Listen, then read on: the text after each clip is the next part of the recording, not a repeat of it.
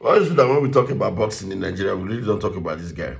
So that people don't know him in Nigeria or that the weight class where they fight make us know the top. This is like one of the greatest specimen when it comes to boxing in the history of boxing. In my opinion, this is like one of the greatest guys. The level of risk that Tank takes inside the ring is different. Baba, no, this guy is different. I don't know, man. I'm just saying, maybe in case you don't know him, go look out for him. His name is Javonta Tank Davis. He's the best boxing thinker of all time. I don't care who you got.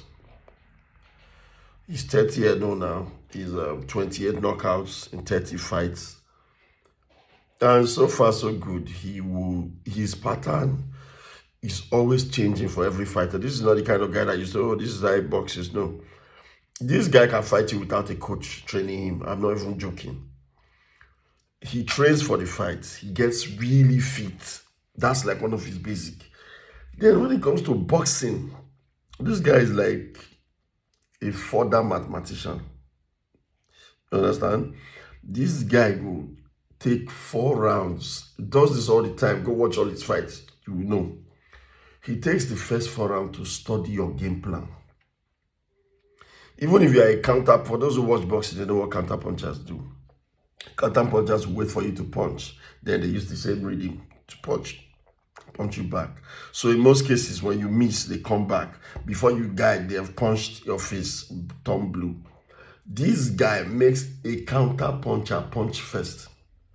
You don't get it. This guy, so I've just explained to you what counter punchers do, right? Tank Davis will fight a counter puncher. Of course, counter puncher will wait for you to punch. Tank Davis will delay punches to the point that the counter puncher will start punching first. And start believing, I don't know how he does it.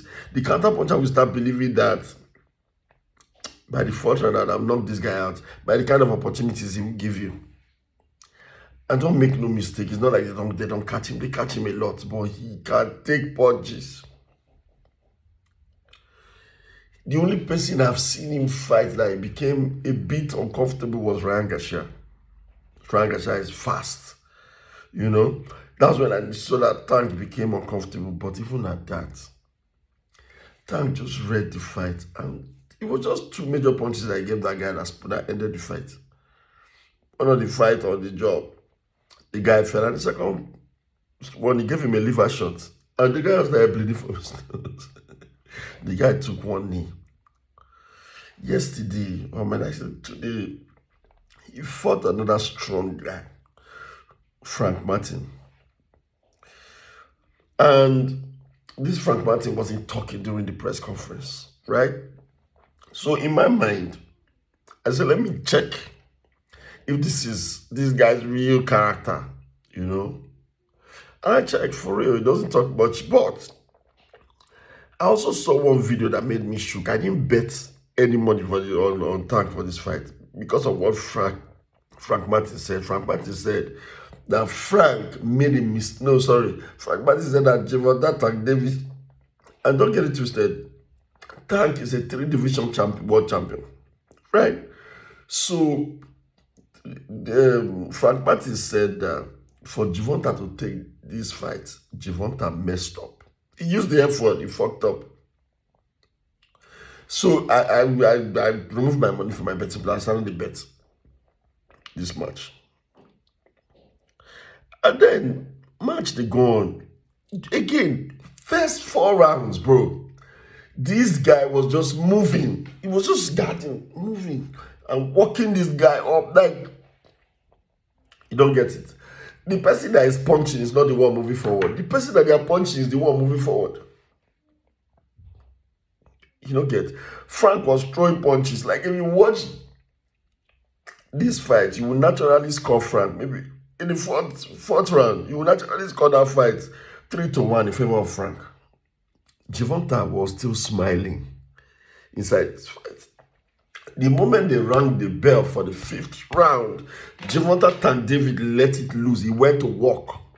And he punched this guy until the round 8, where he gave him the slipper. And guess what? When he gave him that punch, the referee had not started counting. Javante had already gone to the other side of the ring to celebrate.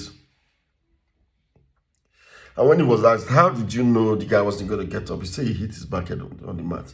You see that this guy is too detailed. Because I said this is like my shout out to the King Muhammad Ali. Shout out, of course, Mike Tyson. Nobody, based on. But you see, Tank. I'm sure when he's retired, that's what it's going to be talked about. So if you're in Nigeria and you don't know Tank Davis, Javonta Tank Davis, I'm introducing him to you. This is the guy you should be betting on in boxing. Thank you, guys.